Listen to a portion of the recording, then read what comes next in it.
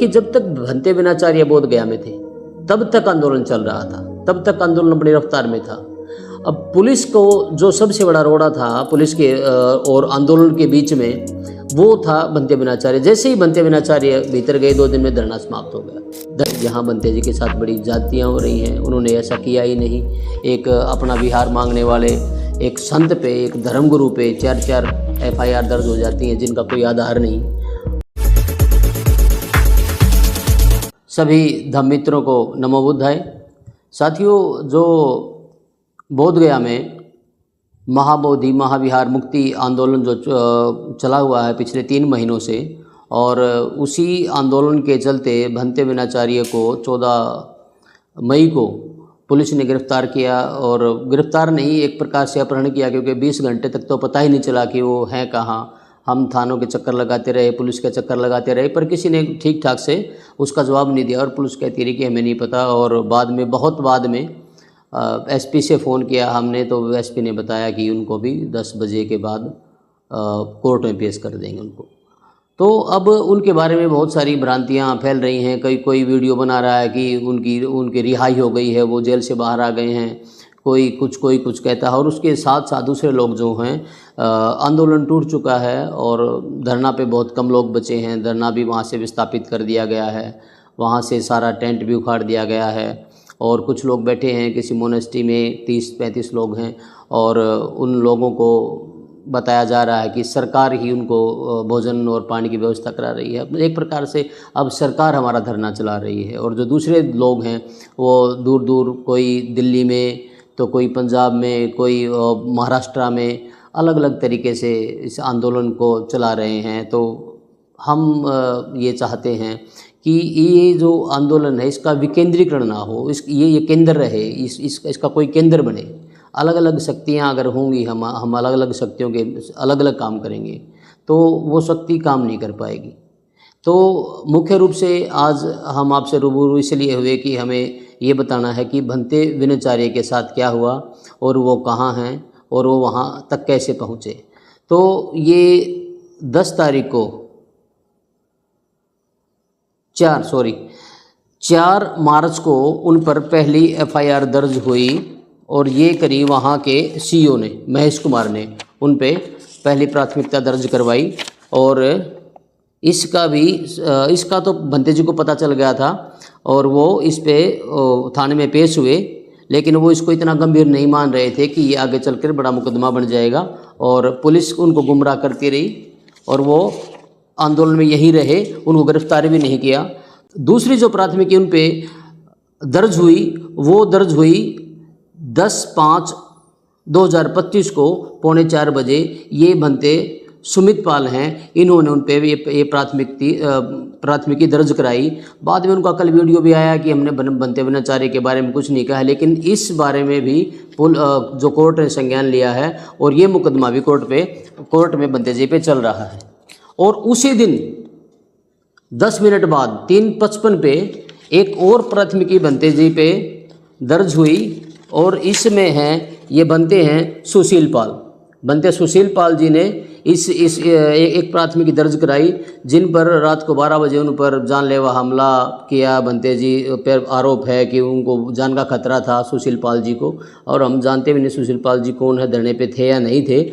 और इन लोगों ने ये तीसरी प्राथमिकी उन पे दर्ज कराई। और इस FIR का अब तक पता भी नहीं था, बहुत कम लोगों को पता था। जब ये कोर्ट में केस हुआ तो कोर्ट में उनके संबंधित सारे के सारे जो मुकदमे थे वो ऊपर आए तो पता चला। चौथी जो ये FIR दर्ज करी, ये 13 तारीख का जो झगड़ा हुआ, जो डुंगेश्वरी में 2 घटनाएं घटी, लोगों के सिर फोड़े गए, वहाँ लाठियाँ चली। और एक वैसी ही घटना शाम को महाबोधि विहार में घटी, जब वहाँ कुछ महाराष्ट्र की हमारी बहनें थी, उपासिकाएँ, कुछ वृद्ध भिक्षुणियाँ थी, और वो माओवादी महाविहार में गए। उन्होंने जय भीम नमो बुद्धाय का जब नारा लगाया, तो जय भीम नमो बुद्धाय के नारे के विरोध में कुछ युवकों ने वहाँ मतलब चिढ़ाने वाले अंदाज में, बड़े जो युद्ध में जो नारे लगते हैं उस तरह के नारे, हर हर महादेव और जय श्री राम के नारे लगाए। और उसके साथ ही उन लोगों ने हमला भी किया उन भिक्षुणियों पे, और उपासिकाओं पे, महिलाओं पे हमला किया गया। तो ये जो दोनों घटनाएं थी, जो डुंगेश्वरी की घटनाएं है, तब भी बंते जी के पास, विनाचार्य जी के पास फ़ोन आया, हम भी उनके साथ गए और वहाँ जा कर के वो जो उपासक थे वो वहीं गया में आकर उन्होंने पूरी घटना बताई।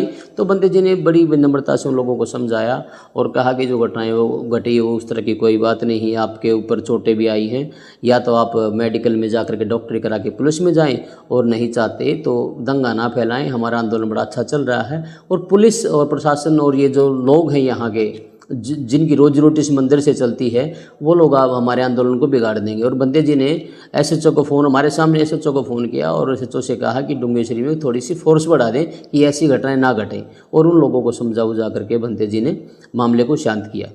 जो शाम को घटना घटी, जब बंते जी वहाँ पहुँचे, मैं भी साथ था और भी बहुत सारे भिक्षु साथ थे, तो बंते जी ने वहाँ एसएचओ से यही कहा कि आप दंगा इतना ना बढ़ने दें, हंगामा इतना ना करें, बल्कि यहाँ 10 पुलिस वाले और तैनात कर दें जिससे स्थिति काबू में रहे।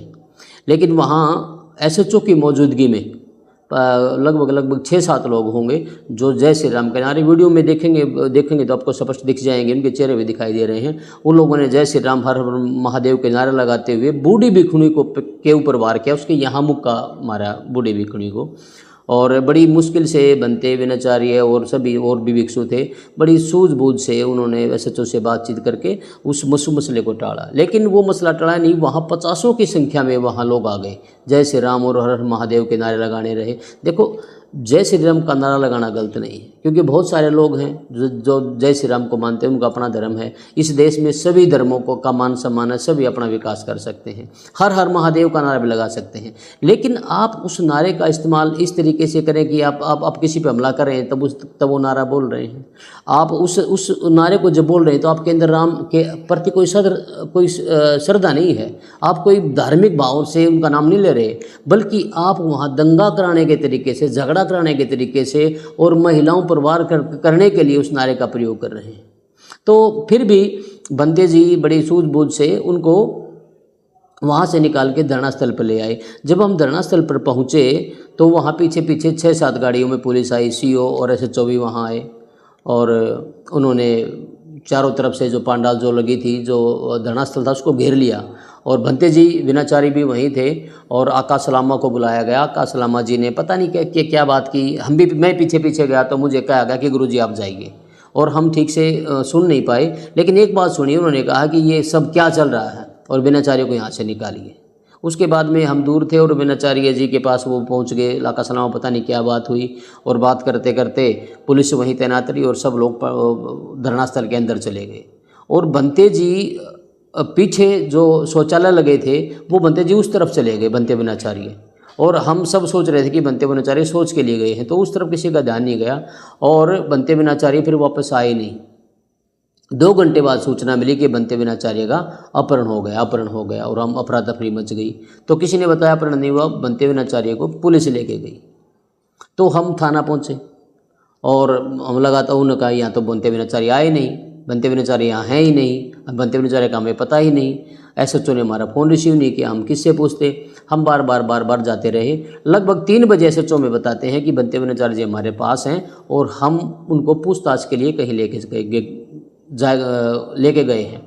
हम जब सुबह पहुँचे, कि हमने सोचा थाने में होंगे बंते जी, हम सुबह पहुँचे तो वहाँ पता चला कि यहाँ तो बंते जी आए नहीं, पुलिस वो उनको लेके आई नहीं। एसएचओ ने पता नहीं आपसे कैसे कह दिया, एसएचओ ने फिर हमारा फ़ोन रिसीव नहीं किया। लगभग दोपहर को 10 बजे के बाद शायद हमने फ़ोन किया, ये 10 और 11 के बीच में समय रहा होगा, एसएसपी को। तो एसएसपी ने कहा फ़ोन पे कि हमें इस मामले का संज्ञान नहीं, पता ही नहीं कौन विनाचार्य, किसने गिरफ्तार किया, मैं पता करके आपको बताता हूँ। तो हमने 10 मिनट तक उनका वेट किया और उसके बाद में एसपी को फ़ोन किया। जब एसपी को हमने फ़ोन किया तो एसपी ने बताया कि बंते विनाचार्य तो गया में हैं और 10 मिनट में उनको हम कोर्ट में पेश कर देंगे। उन पे ऐसे प्राथमिकी दर्ज हुई है, एफआईआर दर्ज हुई है और उनको वहाँ पेश करेंगे। तो हम आनंद फार्म में वहाँ पहुँचे तो हम थोड़ा सा मिल पाए बंते विनाचार्य से, क्योंकि पुलिस इतनी सख्त थी, उन्होंने उसके पास जाने नहीं दिया, बातचीत अच्छी तरीके से करने नहीं दी और उनको जितनी जल्दी पेश करके वहाँ से ले गए कि हम अपना वकील भी खड़ा ना कर पाए वहाँ। और उसके बाद में फिर पता चला कि बंते जी को वो थाने ले आए। अब हम थाने आए तो बोले जी हमने उनको जेल भेज दिया। अब जेल में पता किससे करें। तो अगले दिन हमें पता चला कि बंते जी तो जेल में चले गए। और फिर हमने कोशिश करी कि उनकी बेल के लिए कागजात लगाए जाएँ, डॉक्यूमेंट तैयार किए जाएं, लेकिन बेल के लिए अप्लाई करते तब तक शुक्रवार हो गया था, अगला दिन शनिवार और फिर एतवार। तो बड़ी मुश्किल से हम शनिवार को उनकी रिहाई के लिए अब एक अप्लीकेशन लगाई, जिसकी मंजूरी भी दे दी गई। फिर संडे के बाद में मंडे यानी कि आज उनकी पेशी होनी थी, लेकिन जो जज ने कहा कि जब तक इनकी चार्जशीट, यहाँ डायरी कहते हैं बिहार में, कि जब तक चार्जशीट पुलिस पेश नहीं कर देती तब तक कार्रवाई कुछ नहीं होगी। और उन्होंने कहा, उन्होंने एक चिट्ठी भी लिखी, एक ऑर्डर भी लिखा कि पुलिस इस डायरी को विद इन अ वीक उसको पेश करे कोर्ट में। और उसके बाद हमें पता चला कि जज साहिबा 12 बजे कोर्ट बंद हो जाती है तो वो चले गई, और उस पे ऑर्डर पे वो साइन ना कर पाई। तो साइन सुबह होंगे, मंगलवार को सुबह उसमें उस पर साइन होंगे, और फिर वो पुलिस के यहाँ थाना में या एसपी के पास जहाँ भी प्रोसीड होती है उसको वहाँ फॉरवर्ड किया जाएगा, और उसके बाद में पुलिस उस पर एक्शन लेगी। और जो अगली डेट थी वो डेट भी हमें अब तक नहीं पता चली कि हमारी डेट अगली कौन सी है, वो भी हमें कल ही पता चलेगा अगली डेट कौन सी है कौन सी नहीं है।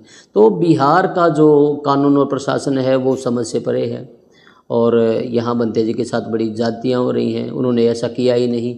एक अपना बिहार मांगने वाले एक संत पे, एक धर्मगुरु पे 4-4 FIR दर्ज हो जाती हैं जिनका कोई आधार नहीं, और अब वो जेल में हैं, और ये भी नहीं पता कि कब तक उनको बाहर किया जाएगा, छोड़ा जाएगा नहीं छोड़ा जाएगा। क्योंकि एक हमें अब जो बंते जी की तरफ से पैरवी यहाँ कर रहे हैं, हमें सपोर्ट की आवश्यकता है। पूरे देश के जो बौद्धिस्ट लोग हैं, पूरी दुनिया के जो बौद्धिस्ट लोग हैं, अब समय है, अब हमें साथ दें। हमें वकीलों की आवश्यकता है, हमें जानकारों की आवश्यकता है, हमें कानून के जानकारों की आवश्यकता है। आप हमसे संपर्क करें, हमारा साथ दें, और जहाँ भी हैं, जिस राज्य में हैं, जिस शहर में हैं, आप वहाँ ज्ञापन दें, और कम से कम पहले भंते विनाचार्य को बाहर कराएं। देखिए, जब तक भंते विनाचार्य बोध गया में थे तब तक आंदोलन चल रहा था, तब तक आंदोलन बड़ी रफ्तार में था। अब पुलिस को जो सबसे बड़ा रोड़ा था पुलिस के और आंदोलन के बीच में, वो था भंते विनाचार्य। जैसे ही भंते विनाचार्य भीतर गए, 2 दिन में धरना समाप्त हो गया, धरने का स्थान बदल गया।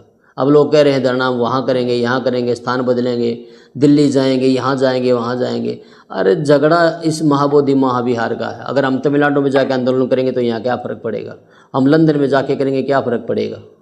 तो धीरे धीरे जो लोकल प्रशासन और पुलिस है वो अपनी चाल में कामयाब हो गई। अब कांटे से कांटा निकाला गया। किसी भिक्षु ने ही प्राथमिकी दर्ज कराई और किसी भिक्षु को ही जेल हो गई, वो जेल में चले गए और आंदोलन बिखर गया, आंदोलन टूट गया। अब दौर चल पड़ा आरोप प्रत्यारोपों का। कोई कह रहा है वो इतने पैसे खा गया, कोई कह रहा है वो भाग गया, कोई कह रहा है BTMC के लिए वो बिक गया। इन सब चीज़ों को छोड़ करके आप सब धर्मानुयायी, सारे उपासक, सारे के सारे भिक्षु एकजुट हो करके एक बार भंते विनाचार्य के लिए प्रयास करें। क्योंकि ये जो आंदोलन है, जो बुद्ध का आंदोलन है, ये मात्र बिहार का आंदोलन नहीं, ये मात्र भारत का आंदोलन नहीं, वरन ये पूरे विश्व का आंदोलन है। और ये जो ये महाबोधि महाविहार ये धरोहर है, ये धरोहर भी केवल दलितों की, केवल बौद्धों की या केवल अम्बेडकर को मानने वालों की धरोहर नहीं है, ये पूरे विश्व की धरोहर है। ये पूरे आज इसको विश्व धरोहर का दर्जा मिला है। और ये इस महान देश की, इस महान भारत की महान विरासत है। इसको बचाने के लिए सभी एकत्रित हों, सभी एकमत हों, शक्ति का एक केंद्र बनाएं, भंते विनाचार्य जी के लिए प्रयास करें। भंते विनाचार्य को वहाँ से कैसे निकाला जाए इसके लिए प्रयास करें। सारे आंदोलन बाद में करें, सबसे पहले भंते विनाचार्य जो इस आंदोलन के नेता हैं, जो इस बड़े धर्मगुरु हैं और उनका मान सम्मान देश विदेश में भी है, तो उनको बचाने के लिए प्रयास किया करें। और अभी तक वो जेल में ही हैं, अभी तक वो जेल से बाहर भी नहीं आए हैं, उनकी कोई बेल मंजूर नहीं हुई, बेल पे बहस भी नहीं हुई है। तो अंततः पुनः आपसे यही गुजारिश है कि आप सभी बौद्ध बंधु, सभी धम्म बंधु एकत्रित होकर और एक केंद्र बना करके जोर लगा करके फिर से शुरू करें। जय भीम, नमो बुद्धाय।